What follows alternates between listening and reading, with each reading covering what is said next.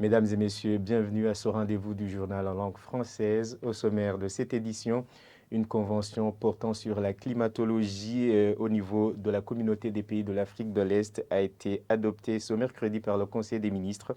Elle permettant entre autres le partage des informations sur la situation climatique entre les pays membres de cette communauté. Et plus de 160 ménages de la zone Rubirizi, c'est en commune Mutimbuzi, ont légalisé leur union après des campagnes de sensibilisation menées par l'administration. Un résultat à la satisfaction de cette dernière. Voilà pour le sommaire.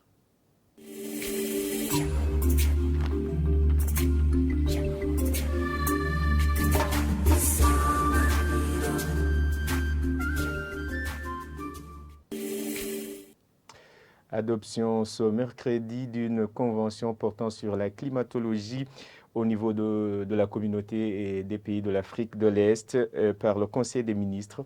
Selon le porte-parole et secrétaire général du gouvernement, cette convention permettra à les pays de cette communauté de partager des informations sur le climat pour que ces derniers puissent éventuellement prévenir les risques et catastrophes. Suivez plutôt Prosper Nhaogwamie, il est porte-parole et secrétaire général du gouvernement.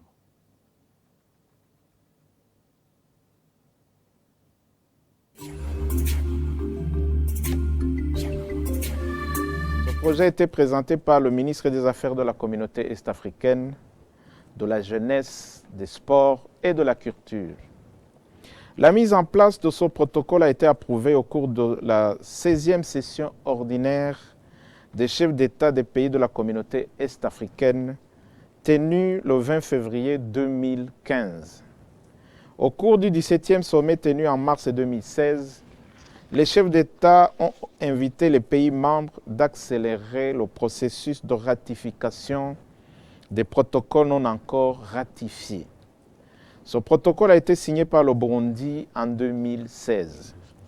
Son objectif est de promouvoir la coopération dans le renforcement des systèmes d'observation, de production et d'échange des données et des informations météorologiques. La coopération des pays membres permettra d'établir des diagnostics climatologiques à l'échelle sous-régionale, d'établir une climatologie de référence pour la sous-région et d'instaurer une veille climatologique régionale. À l'issue des échanges, le projet a été adopté. Et plus de 160 ménages de la zone Rubirizi en commune Mutimbuzi se sont fait enregistrer pour célébrer leur mariage civil. Cela fait suite aux sensibilisations menées par l'administration au sein de la population.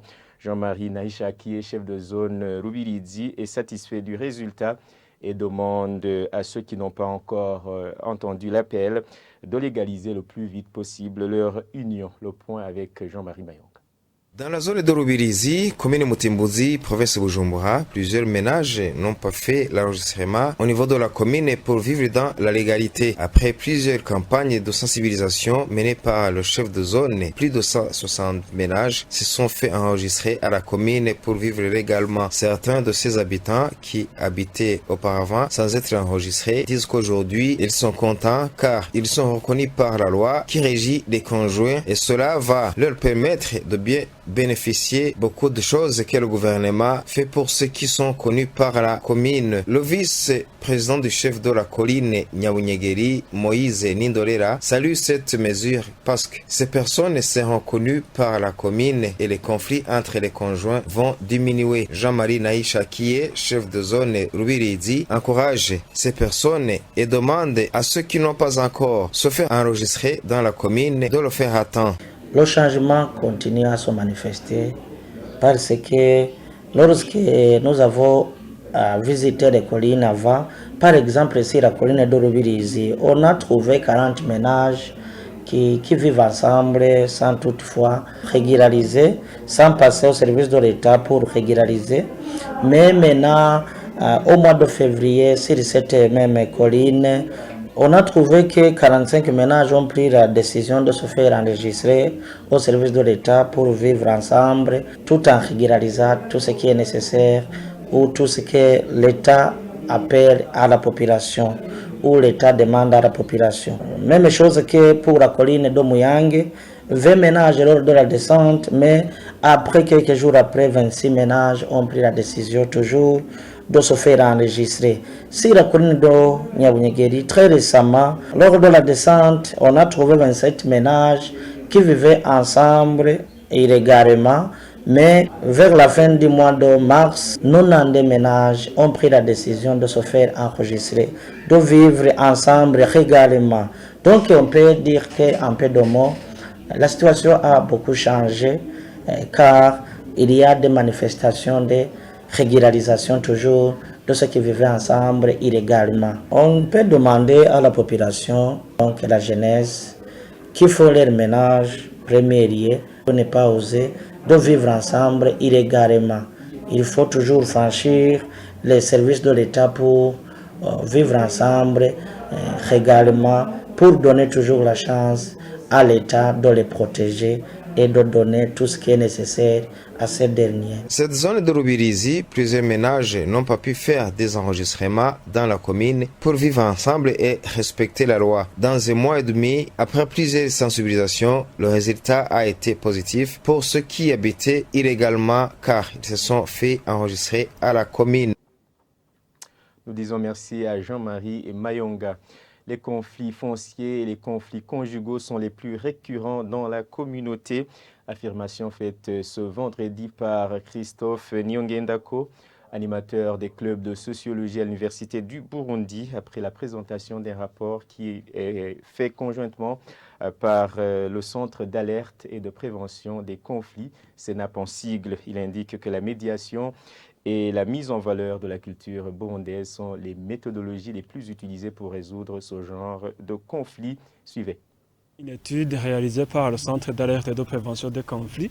Nous avons vu ensemble la cartographie des conflits au Burundi, quel est le caractère des conflits. Nous avons également vu les différentes procédures sur lesquelles peuvent passer les médiateurs internes pour contrer la propagation des conflits dans la communauté. Dans cette étude, les grands types de conflits, ce qui est en tête de liste, ce sont les conflits fonciers. Le contentieux foncier, ça occupe la grande majorité, même dans les tribunaux de résidence ou bien dans les grandes instances, ça revient toujours le même, le conflit foncier vient en premier. En deuxième lieu, il y a les conflits domestiques, les conflits qu'il faut intervenir les conjoints, entre mari et épouse, entre femmes et hommes.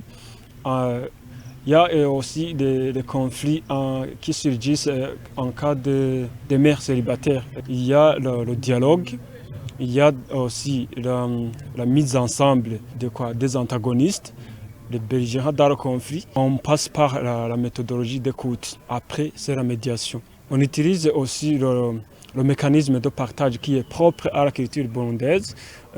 On amène les intervenants ou bien les antagonistes à la table ronde. On les amène à partager la bière locale. Vous savez, quand les Burundais partagent à boire, ça dit beaucoup, ça compte aussi dans la médiation. À partir des témoignages que nous avons pu consulter, la grande partie des gens se disent satisfaits de la méthodologie parce que dans les tribunaux, on tranche, on punit. Bien, c'est par ici que nous mettons point final à ce journal. Merci de nous avoir suivis. Bon week-end à la suite de nos programmes.